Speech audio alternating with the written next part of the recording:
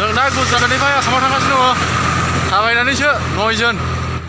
गारि मोनासै माथो लामाफ्रावबो जेबो बास मोनासै दहाय आरायटानिफ्राय थाबायदोंमोन उफाय गैया थाबायाबा माथो खालामनो नाय गुजरातनि लकेसनफ्रा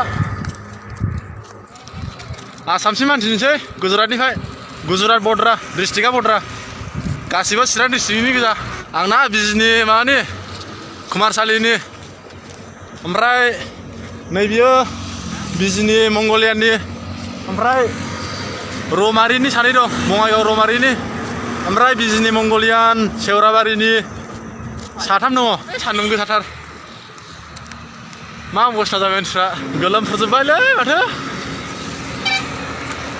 22 दे थाबायनांगौ आथिंफ्रानो आदेरब्रावनो मोनजोब्बायनो जिउआला बारग'थोंसैलै ब्रमोन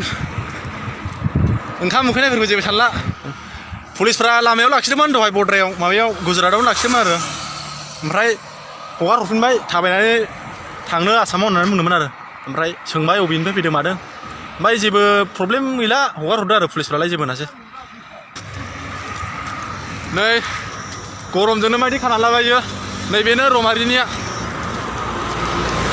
बासबो खारदोंमोन ओमफ्राय लाखिनाय अर्डार गैयाना लाखिनो मोना माने मबाइल चार्जार होनो माने बेथ' प्रब्लेमा लोगोर जाबाय लामाफ्राव सेन्टार लाइटफोर दंना बेफोरावनो कानेक्सन खालामनानै होनांसिगोन जानायनि बेबस्थाया दखानफोरथ' खुलाखा नालाय बेयावनो जा मोनजायो मेथाइफोर बायनानै जानोसै ओंखामथ' मोनजाखाला ओइ माखासेफ्रा थाबायखौनो हाया नै जों साथामाल' आवगायबाय नै साइकेल लाबोबानो जायोमोन ब्र साइकेलफ्राव लांनो हागौमोनलै नाथाय दखानफ्रादि बन्द' ना साइकेल दखाना अहाय बायब्रबना मोननो नङाबानो साइकेलखौबो गंसे गंसे बायनानै लांजागौमोन 9 जन दंमोन नालाय मानसिफ्रा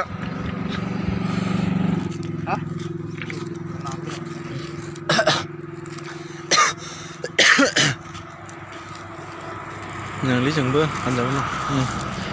बिदिनो मोजाङै थालाबानो जाबाय मोखां सुनानै लाग्रोसै एसे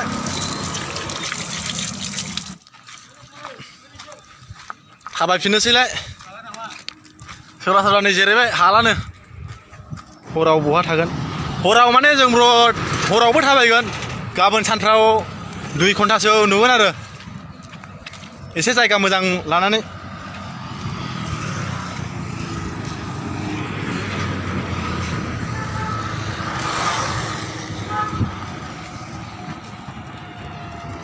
दे होमबा लाइभखौ दोनथ'लायनोसै मबाइल बेटारि चार्ज गैया प्रब्लेम जायोना चार्ज होनो दिगदार बाय बाय